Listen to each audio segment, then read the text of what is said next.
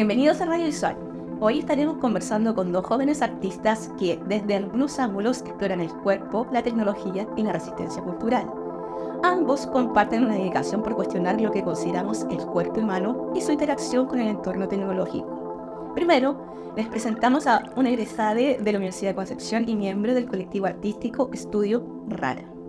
Una formación autodidacta en gestión cultural. Su trabajo se centra en la historia de la sexualidad, el archivo LGBTQIA+, nacional, por supuesto, y las líneas de pensamiento queer y críticas de género. Su producción artística se materializa a través de lenguajes gráficos, instalativos y mediales. Su último proyecto, Desviación, una arqueología de la resistencia contrasexual, reúne estos intereses en una ficción narrativa sobre la revolución sexual local. Este proyecto integra su obra antigua para hablar sobre disidencias, cuerpos cyborg, resistencia sexual, creando una narrativa de lucha y transformación. Pero eso no es todo. También tenemos una artista visual y realizadora audiovisual titulada de Producción Visual de la Universidad de Concepción, con formación en gestión cultural y dirección de cine.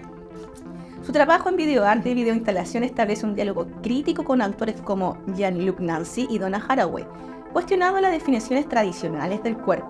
Ha participado en exposiciones en espacios como el Museo de Artes Visuales Mavi UC y la Pinacoteca de Concepción.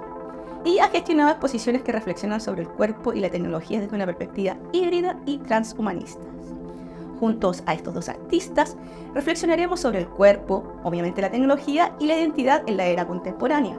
Sus obras, aunque diferentes en su enfoque, comparten una visión crítica que desafía las normas establecidas y nos impulsa a imaginar nuevas posibilidades. Hoy nos acompañan en Radio Visual Martín Rivas y Sofía Bernasconi. Bienvenidos. Vamos a bajar esto. Y bueno, vamos a empezar siempre como por el principio. La primera parte es esta. Su deriva por la escuela, porque ambos egresaron, fueron compañeros, me dijeron. Amiguitos, sí. Sí. ¿De qué generación son de...? 2017. Egresamos, o sea, entramos en el 2017 y salimos en el 2022. Tú saliste el 2020. Ah, yo salí en el 2022. Hubo un desfase ahí. Sí, tú saliste el 2022. De hecho, nuestra expo se llamó Desfase. Sí, Incluso. Es que la pandemia hizo cosas entre medio. Bueno, sí.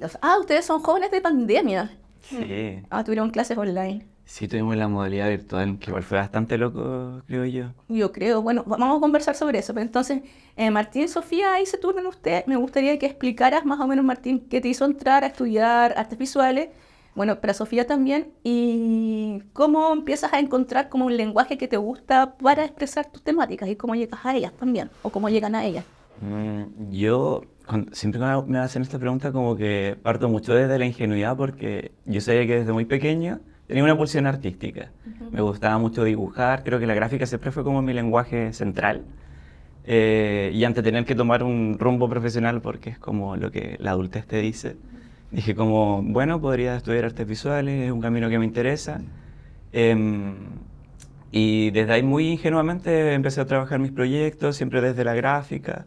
Empecé a tomar interés también en temáticas que me eran relevantes, como hablar sobre sexualidad, sobre género, investigar en torno a estos temas.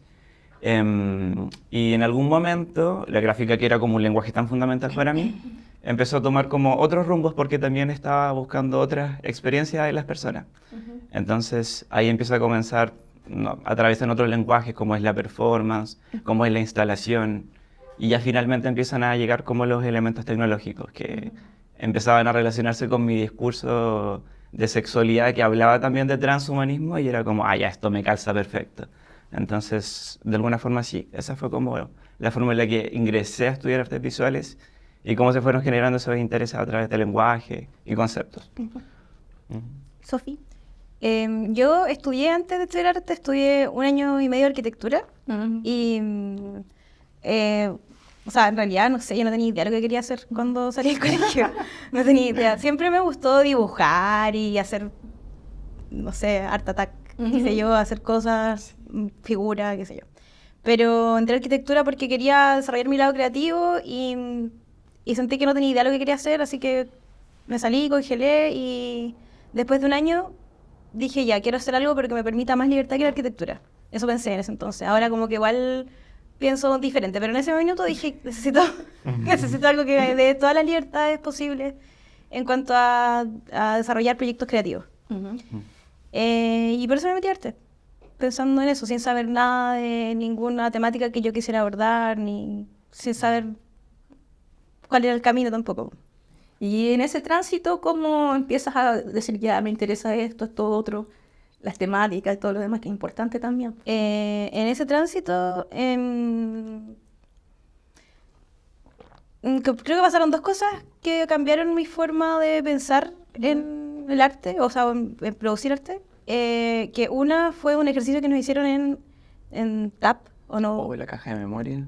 No, un ejercicio que teníamos que dibujar, era de figura humana. Ah, ya. Teníamos que dibujar y teníamos que dibujar un rostro, un retrato que estuviera difuminado de alguna forma los bordes del rostro, humo o, no sé, texturas que difuminaron un poco el rostro. Y yo elegí hacerlo con agua y ahí fue como un link con el agua que nunca solté. Porque elegí difuminarlo a través de, como pidiéndole a, no sé, a gente de hecho lo tengo acá. Esta fue la... Amo. Sí, pidiéndole a gente que, no sé si lo... ¿Qué se vea? Hay gente que pusiera o sea, que sumergiera su cara en agua y yo le sacaba una foto a través de una fuente transparente y eso lo pasé al plano pictórico. Eso fue como algo que cambió mi forma de hacer arte, o sea, de hacer creaciones.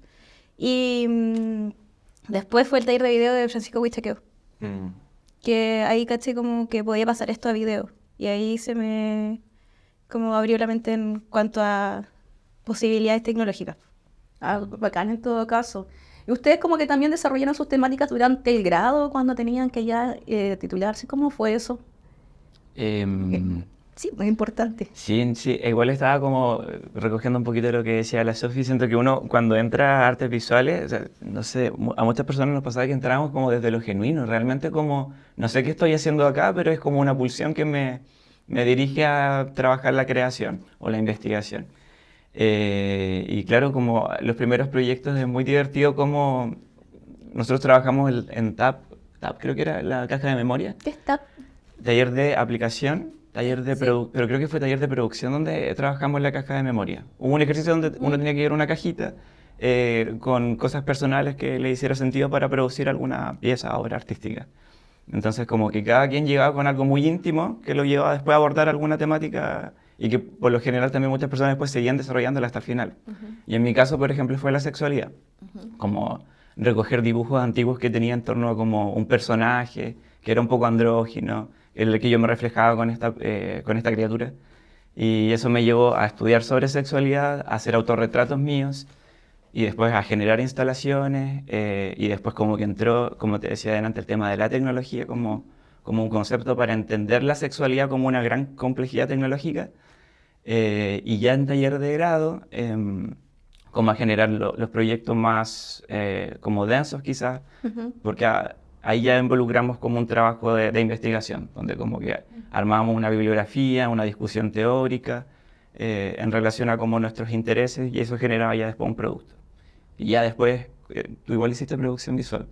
Sí. O sea, el título de producción visual, que ese ya es el 5º año, y ahí ya fue como densificar toda esta parte teórica que veníamos trabajando y llevarlo a un proyecto mucho más complejizado y mucho más densificado. Sí, yo creo que igual es harto, porque igual la trayectoria, sí. ¿Qué tal ahí? ¿Quién era su profe en los talleres? En producción, 5º año. Estuvimos junto a Leslie, ¿no? Sí. ¿Producción? Sí. Leslie, Bueno, Nata. ¿Pero estamos de taller de producción o...? Sí, taller de producción. ¿Qué año fue taller de producción? En tercero. 3er año. ¿Y fue online? No, ahí no alcanzamos a estar en online, ahí fue presencial. No, la última parte sí, pues porque, si no me equivoco, fue, 17, 18, 19, fue el 2019. Y ahí fue el estallido. ¿Cachai? Y a nosotros nos tocó estallido, después pandemia. Y de generación súper atravesada. Y en estallido ya estábamos online, pues. Sí. Sí. Ahora que recuerdo, mi proyecto de taller de producción 2 era como una perfo que nunca logró ser porque después llegó la pandemia. Entonces como que quedó como en una instalación.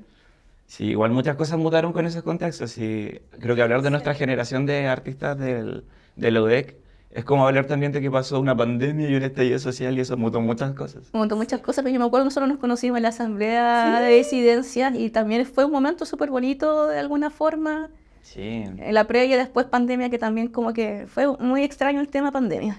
sí, frenó muchas cosas, creo. Y bueno, y después el mundo nunca fue igual otra vez. No. Pero ustedes salieron de pandemia teniendo las clases online, o sea, tenían como su taller de título y todo lo demás, ¿lo tuvieron online o lo tuvieron presencial? Tú lo tuviste virtual. Mi taller de título online, sí, pues, online. Es que me había quedado pensando en algo, que igual, por ejemplo, hay algo que tenemos en común y es que hacemos objetos, o sea, cosas físicas, como que se pueden tocar. Y creo que quizás la pandemia nos llevó un poco a querer que las cosas sean tocables, como en el plano material físico. Claro, Mucha digitalidad. Sí, mucha digitalidad. también pensando en eso. Sí, es verdad. Y claro, pues tú el quinto año, el título de producción visual lo hiciste todo virtual. Todo virtual. Yo, bueno, como egresé el 2023, fue cuando ya volvimos como a la presencialidad, pero era como con mascarilla. Entonces tengo esa imagen como del primer semestre volviendo a la presencialidad, pero con mascarilla y a veces modalidad como semi-virtual. Muy raro todo. Oye, Sofi, tú como por el lado del cine y el audiovisual, digamos que ya pasaste por toda esta digitalidad y aún así decidiste como seguir por el lado como más audiovisual de alguna manera. Entonces, ¿podrías como contarnos eso? Sí, no sé, me gusta trabajar con lo performático igual. Y llevar lo performático a salas sin hacer perfo, o sea, bueno, nunca dejo de lado la posibilidad de hacer perfo, pero como pura y dura. Pero también me gusta la idea de encapsular cuerpos, como y de hacer, o sea, de hacer mundos posibles con cuerpos imposibles para la racionalidad, no sé, como... Entonces creo que por eso es que hago video. O sea, el video me da la posibilidad de jugar con cuerpos.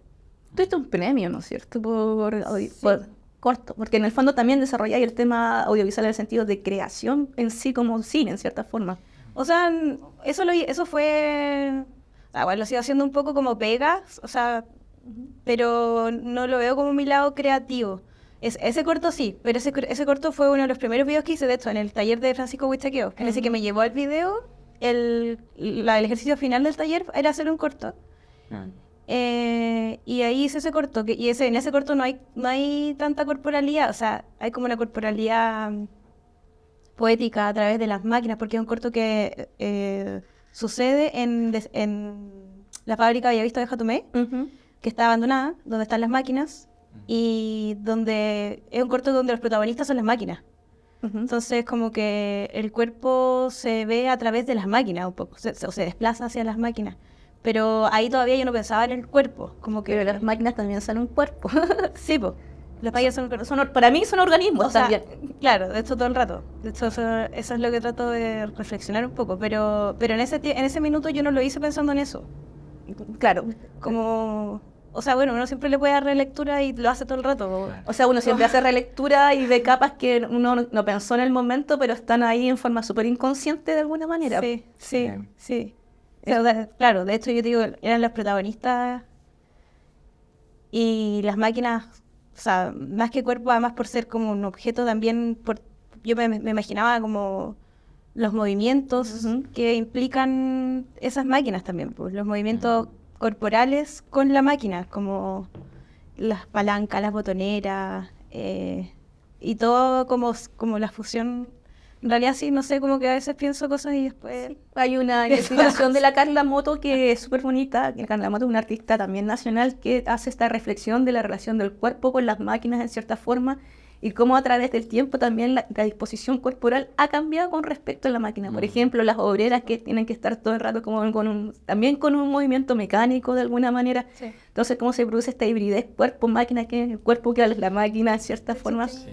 Es súper bonito. Y creo que reflexionar en torno a eso es una cosa que todavía está como pendiente porque todos estos dispositivos que en el fondo son nuestras extensiones inciden directamente no solamente en el estado corporal, sino también en nuestro estado mental.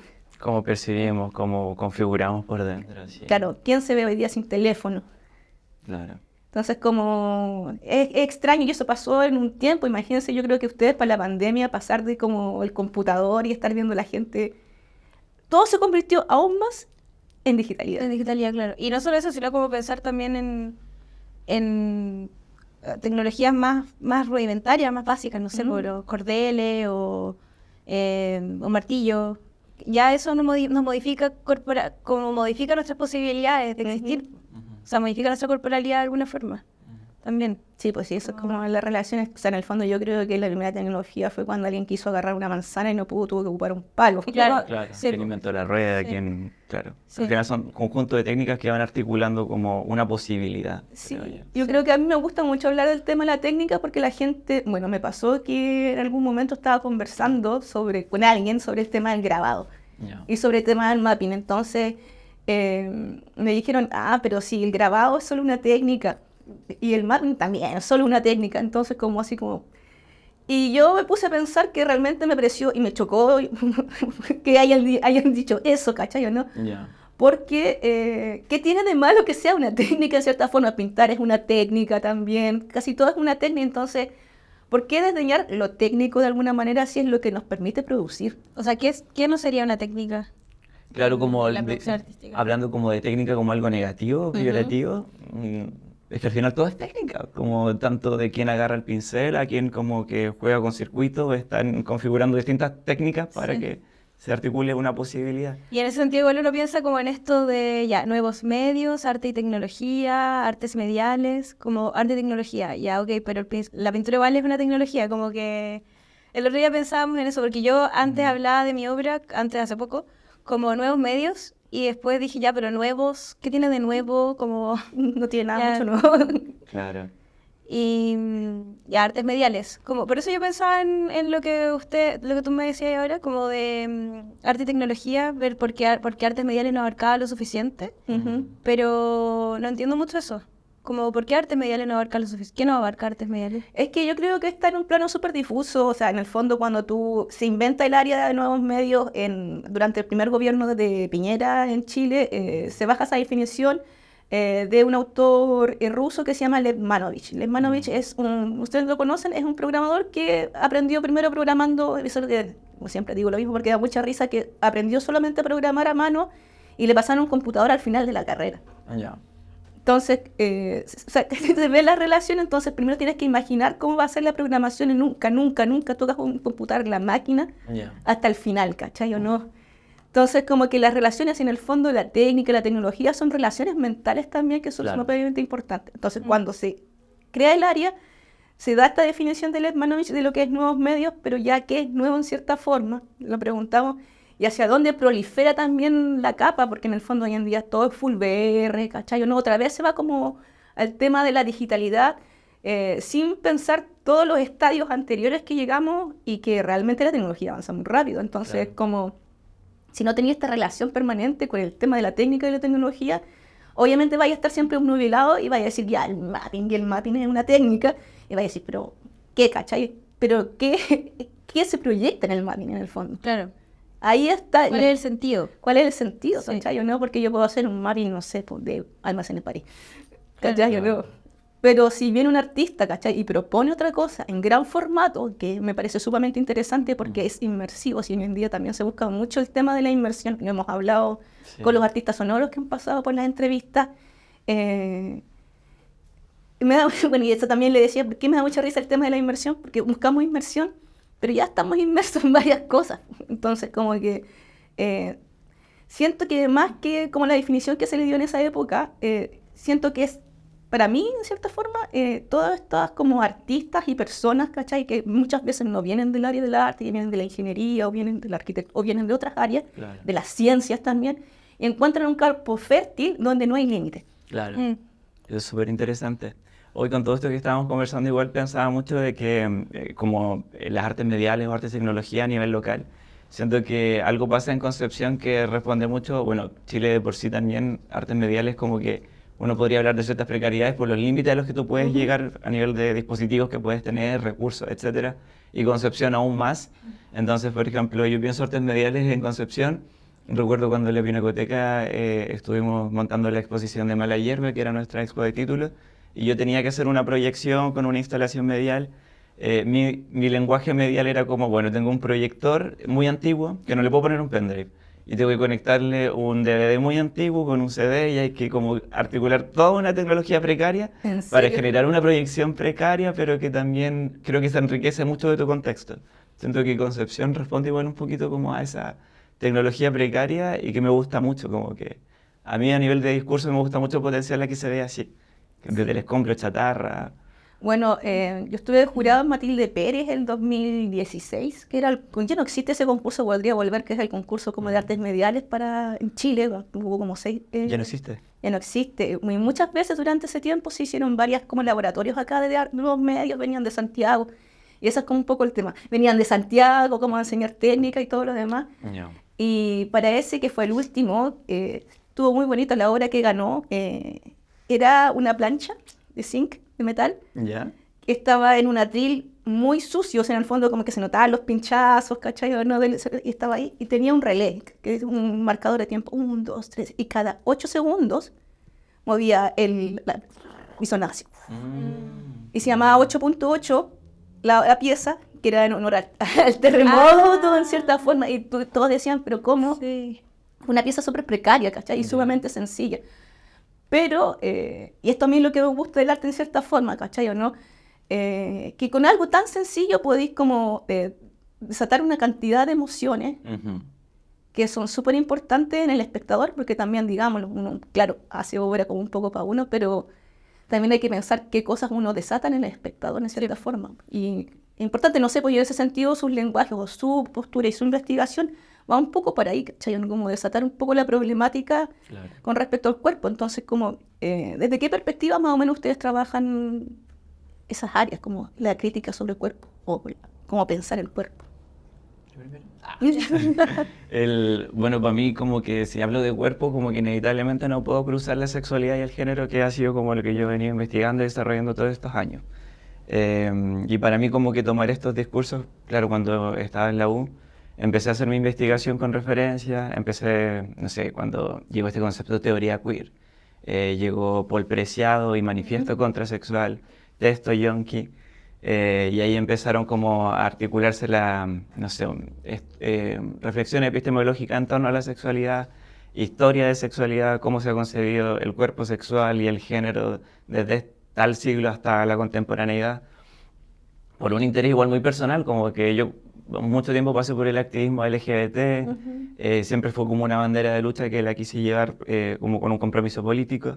Y en algún momento era como, ya, pero ya esta historia, como, ¿cómo se formó? ¿Cómo llegamos a ser cuerpos marginados, desviados?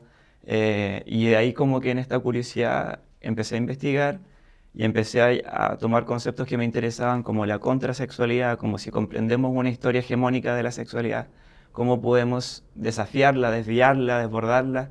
Y ahí aparece la tecnología, como nos enfrentamos en este siglo, nos enfrentamos en una cultura donde lo químico, lo fármaco, lo protésico, como que te permite transformar tu humanidad en una poshumanidad posiblemente.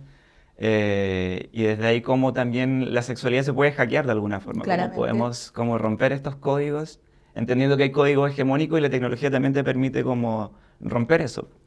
Entonces como que si me preguntas en torno al cuerpo y tecnología, como que voy mucho a como la modificación de la sexualidad y repensarla. Siento que es como un muy buen punto para empezar a entender cómo nos atraviesa el género. Y como que mi obra por lo menos trata de apuntar hacia eso, a jugar con esos límites, a generar híbridos, a través del dibujo principalmente. Y la tecnología ya me entra... Siempre he pensado que la tecnología en mi producción artística me potencia un escenario de ficción, porque a mí me interesa mucho generar escenarios de ciencia ficción. Ahora que fuimos a un café, por ejemplo, y vimos estas cosas de Star Wars, era como, esta es mi inspiración máxima, como que, obvio que quiero estas máquinas y cables y apropiarme mucho también de esta como tecnología del escombro, como pensando que se pueden reconstruir nuevos cuerpos sexuales, construir nuevas subjetividades sexuales. Como que por ahí mi rollito. Mientras vamos a hablar de desviación. Yo no estoy segura cómo llegué a investigar el cuerpo, cómo llegué a querer también desbordarlo. No desde la sexualidad, desde buscando como nuevas sexualidades, pero sí también, siempre está como ahí solapadamente eso. Pero sí buscando las posibilidades del cuerpo con la máquina. O sea, las posibilidades de esto. Me quedé mucho pensando en el tema del video de Slash, el video de la fábrica, había visto que tomé después. Bello. Porque en realidad, claro, o sea, sí estaba el cuerpo ahí, ¿saben? Y no me había dado cuenta hasta ahora. Pero buscando la idea de los cyborg, no sé, me he influenciado por Valeria Radrigán o Carla Moto, Sofía Arévalo, que son personas que ven o que asumen de alguna forma, asumimos eso de que siempre hemos sido cyborg, como eso de que desde las tecnologías más rudimentarias hasta las de hoy, y siendo hoy más necesario que nunca, quizás, pensar que nuestros cuerpos, que la relación que tenemos con la tecnología también es una relación identitaria, que nos pertenece, que podemos manipular y que podemos pensarla, reflexionar sobre, que debiésemos reflexionar sobre ella. O a mí al menos me surge la necesidad de reflexionar como cuál es esa relación que tenemos con la tecnología, y en el fondo lo que yo planteo en mi obra es buscar posibles relaciones, plantearlas, visibilizar posibles relaciones utópicas o que ya existen y exagerarlas. Y buscar también, por ejemplo, se dio algo súper lindo en la expo en Desbordes, que es la última expo. Eso vamos a hablar de. Te lo guardo. Pero eso, no sé, Donna Haraway, obviamente que también es una de mis primeras influyentes. Pero eso, y también como tenemos algo también en común, eso de los cables. Me gusta también lo medio brutalista de la tecnología, como cables a la vista, o por ejemplo, no sé, ahora he estado con el rollo como de querer desarmar teles para que no tengan carcasas, sino que sean solamente La pantalla. como, claro, la pantalla y el tele antigua, entonces lo que funciona atrás, qué sé yo. Que puede ser un poco peligroso también, estamos hablando con una persona, pero claro, de desnudar la máquina y hacerla fusionar con el cuerpo orgánico y con otros elementos que también pueden ser orgánicos e inorgánicos, ver todas esas relaciones posibles. Claro.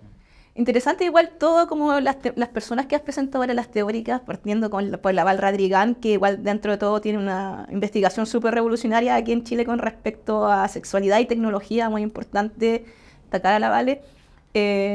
Donna Haraway, son todas escritoras, todas teóricas, y creo que hay que relevar que en cierta forma en esta área también es muy llevado por mujeres como desde la perspectiva no solamente de creación, sino de la perspectiva teórica y pues, entonces eso también es como una narrativa contrasexual. Ustedes trajeron hace poco acá, yo la vi en Santiago ¿cómo se llama? A la Flavia. A la Flavia Costa. Oye, mujer más increíble. Sí, increíble. Bueno. Y bueno, argentinos que tienen esa... Bueno, es que así ya podríamos comparar, y eso es como triste en cierta forma, porque estamos en Concepción, pero la perspectiva, o sea, en el fondo, dentro de TTU, como de hacer este festival latinoamericano y tener estas vinculaciones latinoamericanas, tú ves cómo es el desarrollo y la percepción de lo tecnológico en las distintas culturas del continente, pues siendo, por ejemplo, Argentina, que es más crítica, hay una perspectiva más teórica, Colombia y México, ¿cachai? ¿No? Pero Perú tiene lo suyo también, y eso es sumamente importante porque no está solamente este tema como lo fuertemente andino, lo fuertemente indígena que tiene esa como impresión, ¿cachai? ¿No? En las obras, sino también su desarrollo con la tecnología, que pues, yo les decía a las personas, a mí me parece súper chistosa que cuando tú vayas a ver temas de teléfono, que no son las personas que tienen esos negocios, son peruanos. Claro. Sí. ¿Cachai? Entonces como que va un poco más allá, como las culturas se relacionan con lo técnico y lo tecnológico. ¿Y por qué en Chile ha sido un poco más, no podría decir como lobo bajo, pero tiene otro tipo de relación, ¿cachai? ¿No? Que como tú dices, es mucho más precaria de alguna forma y tiene que ver, y tenemos que valorar también de cierta forma también nuestro propio desarrollo tecnológico y técnico, y eso yo creo que es un camino que todavía no hemos ido. Vamos a hacer un alto musical y volvemos dentro de poco. Ya.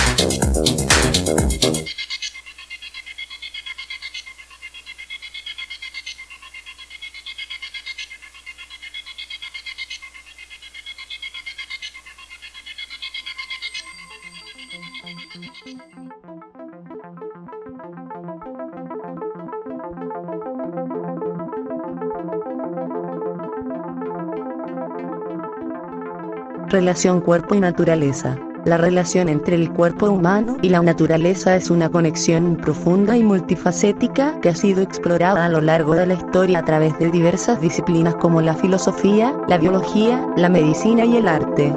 La relación entre el cuerpo humano y la naturaleza ha encontrado una profunda resonancia en las artes mediales y disciplinas que exploran la intersección de la biología, la tecnología y el arte.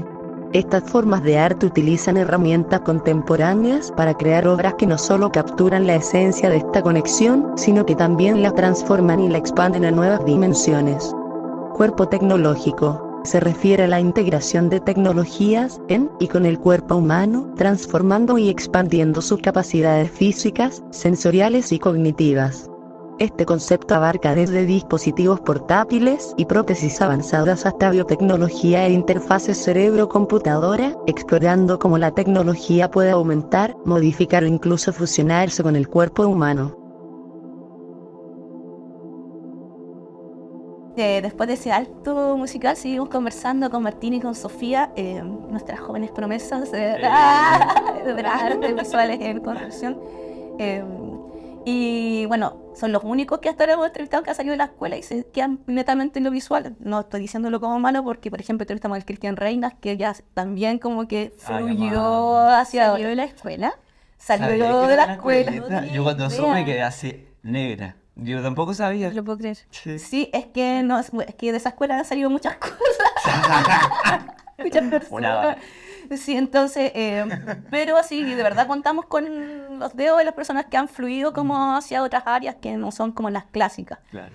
Y cuando digo eso, ojalá tampoco se entienda como que es un sino No, claro. que es como, pucha, es lo que hay nomás. Y está bien, pues si en el fondo, no sé, yo siento que Concepción tiene una fuerte también temática en lo gráfico, que parte, no sé, de los 90 con los grabadores, más o menos, con esa, entonces como que también es parte de la historia. Ojalá alguien algún día haga investigación sobre lo gráfico en Concepción, que es importante. Bueno, la Leslie y la Carola lanzaron esa como el libro sobre la investigación. Sí, que es súper bueno también, como la imagen durante dictadura, que creo que no existía. Entonces, como que relevar la data y la información y la historia te hacen tener una narrativa, de cierta forma, de cómo se trabaja y las temáticas que se trabajan a través del tiempo en Concepción. Muy importante. Muy importante, claro. Y bueno, estábamos con el tema de cuerpo, tecnología, Martín también hablando un poco de desviación, entonces, bueno, y desbordes. Entonces vamos a entrar como en sus obras. Tú inauguraste el año pasado, Sí. yo fui. Tú inauguraste este año, también fui. Felicitaciones a ambos por tener su primer solitario, en cierta forma. Sí, qué lindo. Me gustaría que hablaran como el proceso de llegar a su exhibición individual, cada una. Tengo orden de yo. Ya, bueno. Yo... Bueno, a mí lo que me pasó con desviación y como que después se terminó como convirtiendo en una exposición individual es que yo tenía una serie de obras reunidas a lo largo de toda la carrera que fui haciendo, obras gráficas, obras instalativas, ya la última que era como para mí la más importante que se llamaba Sex Machine, que era una instalación con una proyección, con arte 3D, con cables, con luces. De hecho la pude llevar a Santiago al Premio Arte Joven Municipal y estuvo en el Centro Cultural de la Moneda. Eso fue como algo muy bonito para mí.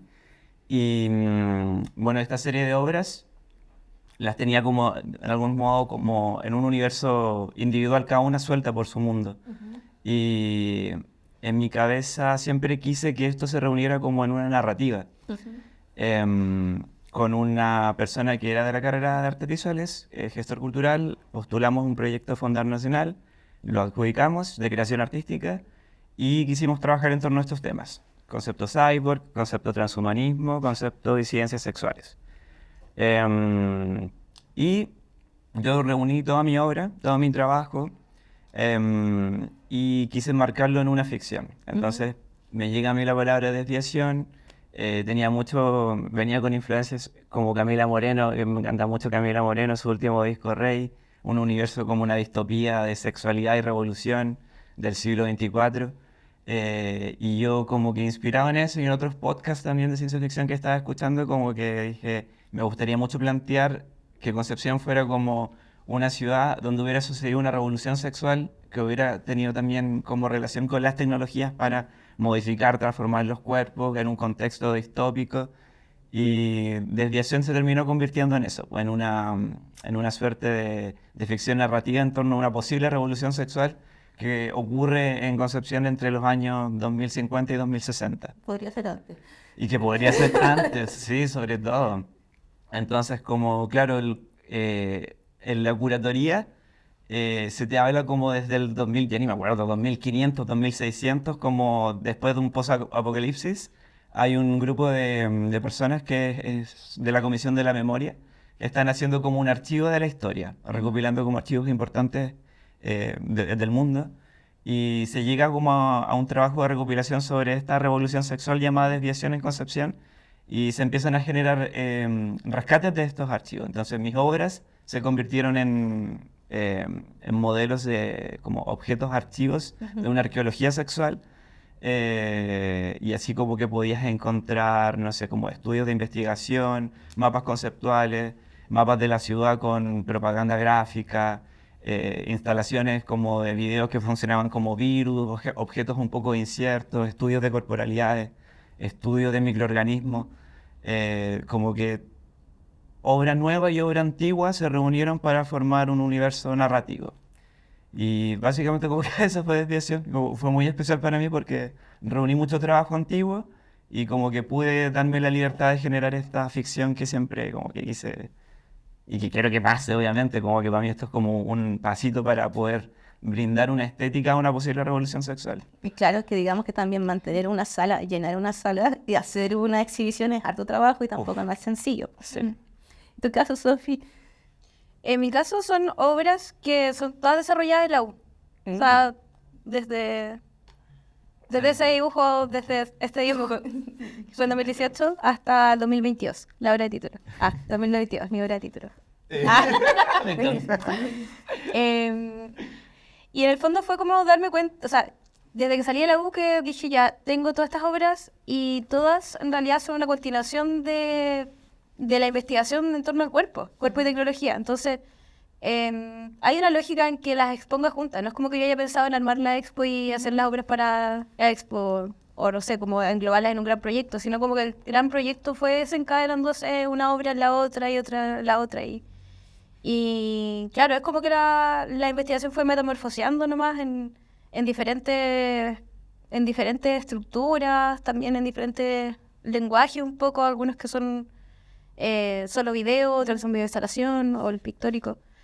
Pero en general, obras que investigan la corporalidad y las relaciones del cuerpo con estos elementos.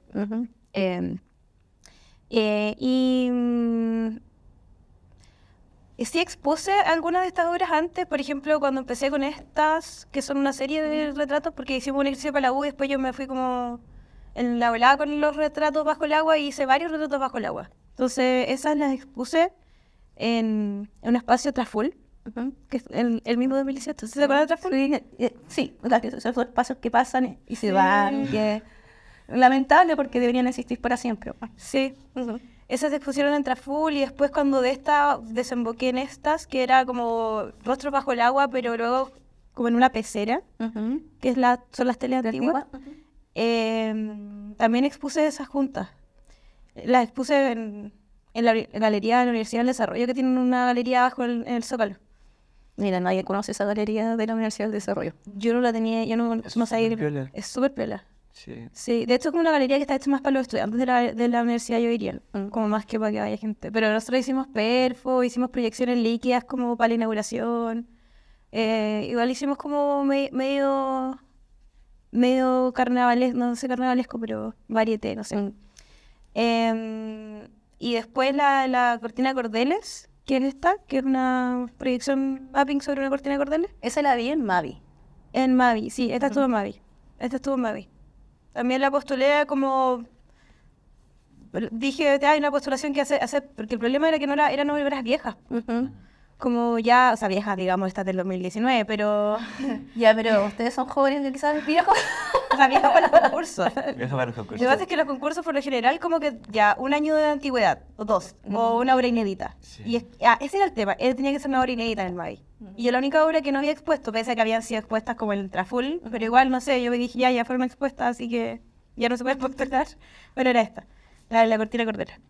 Y entonces eso, hacer la expo Desbordes fue como articular todas las obras que había hecho y darle un sentido no sé, de apoyo entre ellas. Como que genera esta reflexión en torno a esto otro y... Pero digamos que también, esto es importante también como que el ejercicio curatorial, por ejemplo, de unir obras que han pasado a través del tiempo y que tú te das cuenta que todas dialogan entre sí de alguna forma. Bueno, eres tú mismo haciendo tu obra. Es importante porque los ejercicios curatoriales, por ejemplo, lo hicieron ustedes mismos sobre sus exhibiciones, ¿o no?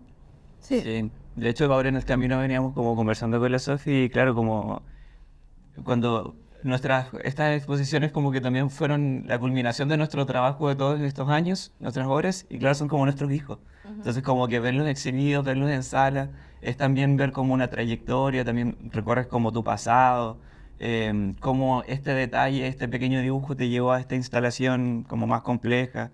Que igual es súper interesante eso. Sí, y también otra cosa que yo, por ejemplo, me di cuenta ahora en Desbordes, fue, por ejemplo, hicimos muchas instancias de mediación con diferentes públicos, adulto mayor, adolescente, estudiante universitario y gente de la escuela. Y es muy interesante las reflexiones que también gatillan las propias obras. Igual uno se da cuenta también cuando las exhibe del poder de activación, de reflexión que tienen o las obras que uno hace. De repente uno no piensa en eso, como que piensa que ya tú la reflexionaste y listo, se acabó. Pero presentarla al público y llamar a la conversación, al menos en las instancias de mediación, fue para mí súper potente, como también saber cuáles eran esas reflexiones con las que ahora me quedo y digo, o sea, me influyen pues, en mi propia forma de ver el cuerpo. Es como interesante eso porque, como tú dices, claro, la individuación y la otredad, que son como temas muy importantes porque, claro, uno tiene un mundo propio, un universo, ¿cachai? Creativo y donde van las narrativas, donde obviamente coser es un ejercicio curatorial sumamente difícil, no es una cosa fácil que me voy a juntar todas estas obras y les voy a poner un tema, sino que también hay una investigación detrás, de cierta forma bien potente. Pero cuando ya están exhibidas de alguna forma, entra el cuerpo del otro, la mente, la otredad en cierta forma, la alteridad y todo lo demás. Entonces, ver que otra persona, otro ser humano, reflexiona en torno a lo que tú hiciste y te lo comenta, es como que igual choca, de cierta forma. Entonces, ¿qué te decía la gente? O qué te... Bueno, todavía, esto va a ser en agosto, pero... O sea, igual era interesante porque veíamos como la reflexión en torno al cuerpo de los adultos mayores. Por ejemplo, reflexionamos sobre qué creían ellos que era desbordar el cuerpo, a qué se refería el desborde del cuerpo, qué pensaban ellos. Y muchas personas decían que era el desborde de las emociones. Lo veían muy desde el tema emocional, los adultos mayores. Y me pareció súper interesante también eso, como Es una generación completa, es decir, amarrada al tema emocional. sí, amarrada, o sea, claro. Contenida así, pero una caja fuerte. Sí. O una persona dijo, porque teníamos estas tarjetitas que dejamos para que la gente escribiera como qué era el cuerpo y cómo es su relación con la tecnología, etc. Y una persona escribió, mi cuerpo se desborda en el olvido de lo propio. Y es un poeta. Yo como, como... Era un poeta. ¿Quién escribió esto? Como anónimo. Me encanta. Pero sí, son reflexiones que se nos olvidó de lo propio. Y dije, wow. Qué bonito. Sí, qué lindo. Qué lindo ese juego también con la otredad, digamos. Como del cuerpo y propio y otredad. Como... Sí, qué interesante. Me parece súper bonito todo porque en realidad son caminos como uno pensaría de cierta forma, y creo que lo estábamos conversando antes de comenzar, que el tema del desarrollo de una exhibición o el desarrollo de obra, ¿cachai o no? No pasara tanto por el tema de investigación y reflexión crítica y teórica de cierta forma, y ambas exposiciones o ambos desarrollos artísticos tienen como un fuerte componente teórico de alguna forma investigativo. Entonces, ¿qué les parece a ustedes esa línea, pues digamos, de alguna forma? Muy necesaria en verdad.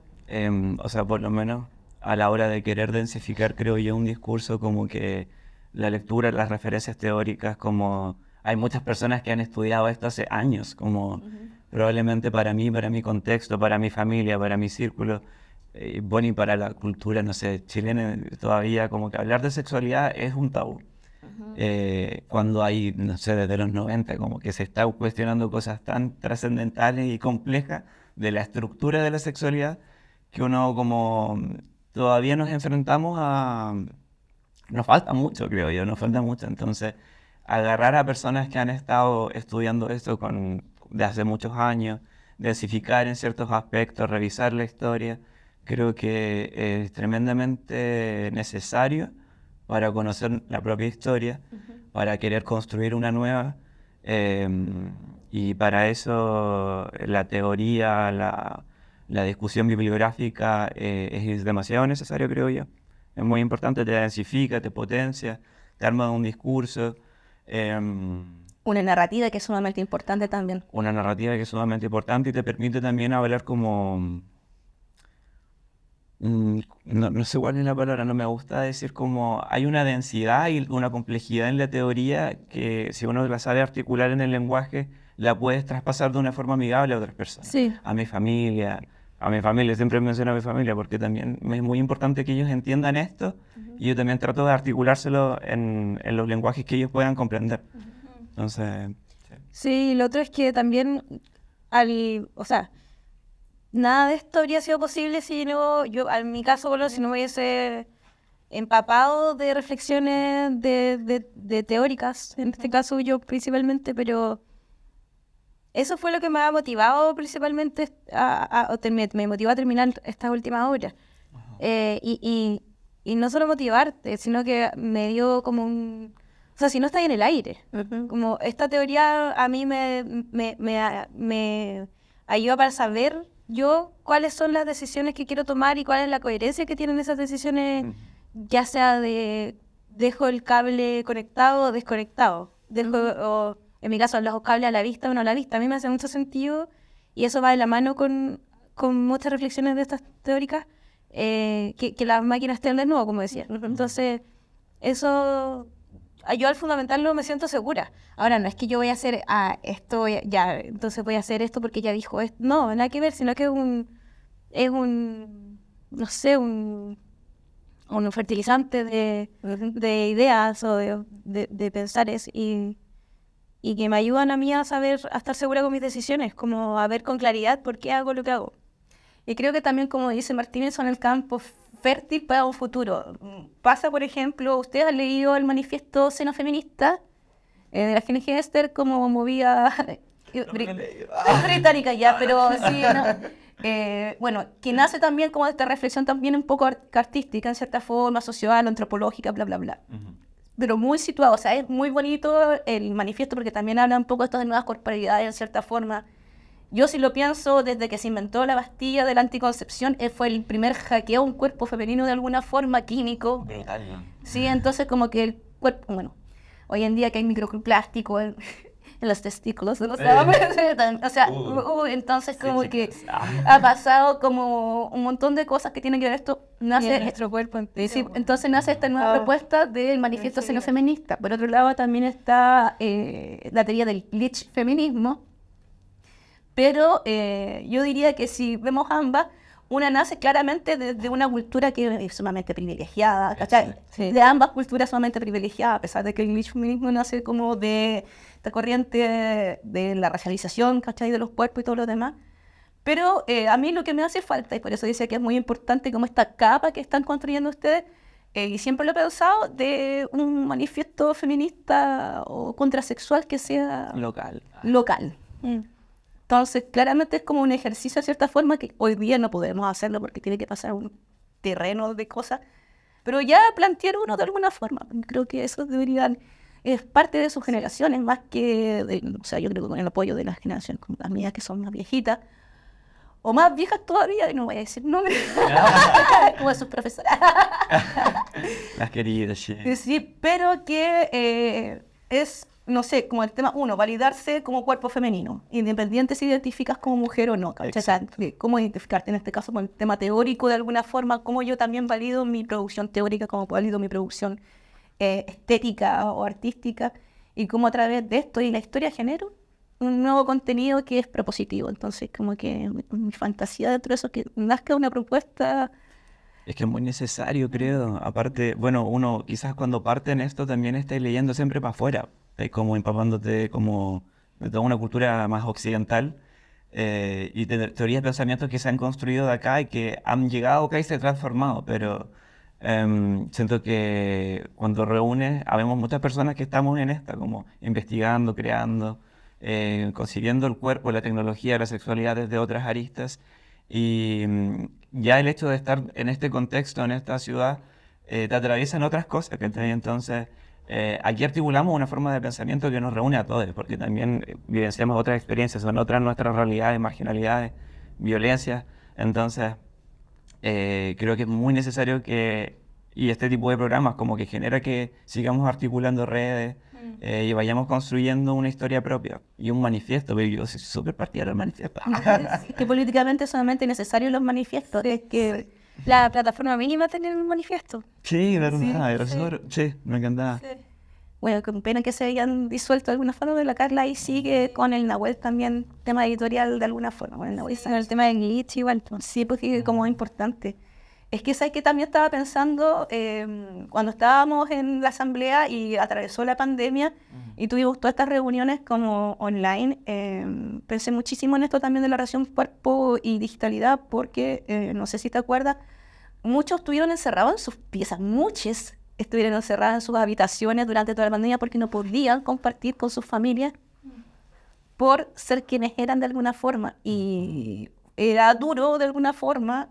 Yo como que estuve todo el rato pensando cómo no me alcanza, ¿cachai? Para solucionar problemas que son estructurales y culturales, ¿cachai? Si tenés una familia evangélica y tú eres gay Claro. o lesbiana, como los principios de la disidencia, en cierta forma, pero después se transforma en un abanico mucho más grande, es fome, en cierta forma, es duro.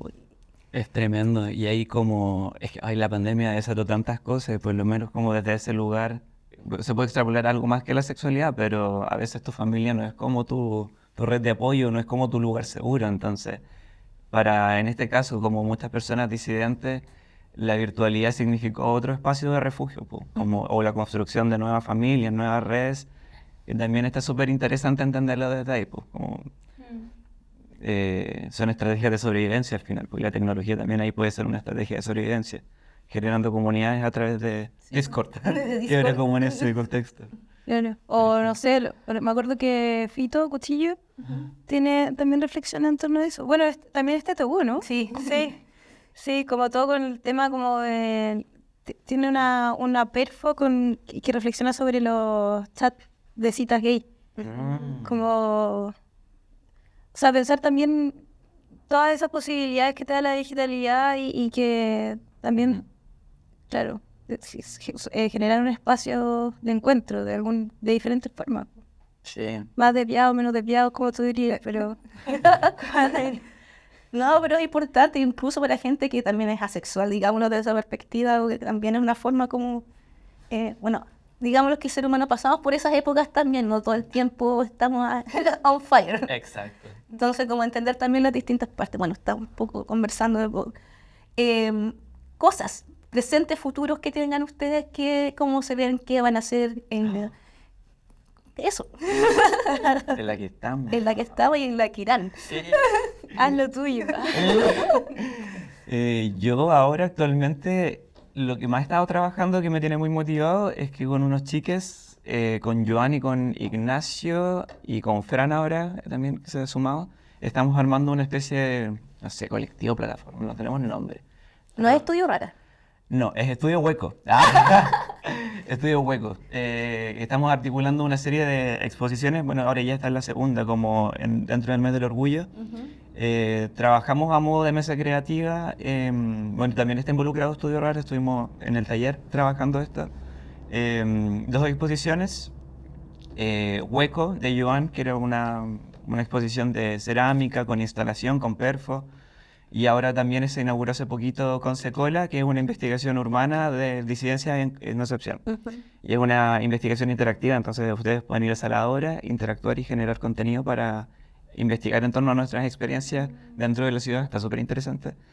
Y estamos articulando estas cositas, entonces como que tenemos muchas ganas de seguir trabajando, tenemos ganas de armar metodologías para desviar nuestros procesos de trabajo, que eso igual es interesante, es como armar una mesa de trabajo creativa para como, bueno, yo llevo este proyecto, desármenlo. Y de ese desarme te va a salir una experiencia completamente diferente. Sala de obras es la sala de arquitectura, ¿no? Sí, del Colegio de Arquitectos. Me encanta esa sala porque es como una vitrina. Oye, increíble, y como que ahora como que hemos identificado mucho que esta sala tiene un potencial de visibilidad tremendo porque está al lado del centro del mall. Sí, del mall. Y como que la expo de Joan, por ejemplo, Y fue se una ve que desde se el auto. O sea, Sí. desde la micro, desde cualquier parte podéis verla. Es muy bacán eso. Es muy, muy bacán. Mm. Así que como que por lo menos yo como que estoy ahí, claro, con Estudio Rara también estamos activando el taller. Pero explica un poco más desarrollo del estudio rara, porque yo solo lo mencioné y vamos a como a desgranar lo que yo solo he mencionado. De Estudio Rara, igual somos un colectivo artístico de múltiples lenguajes, todos amigos de la carrera igual, la misma generación, como que nuestra generación era súper cariñosa en verdad, hicimos hartos amigos.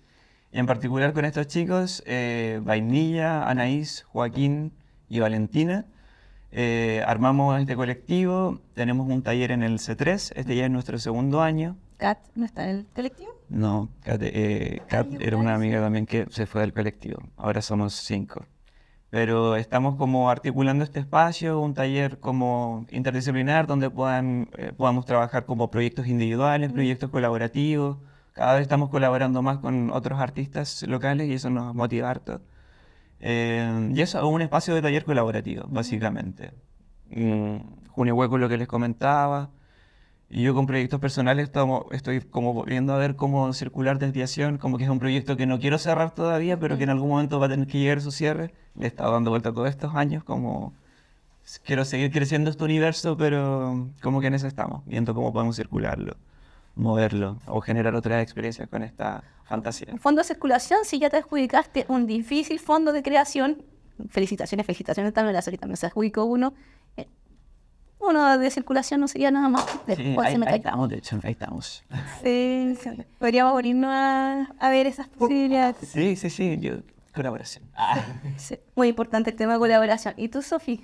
Y yo estaba pensando, yo soy como un poco la mascota de Estudio Raro en este minuto. Sí, pero me queremos tanto. Me Eres encanta.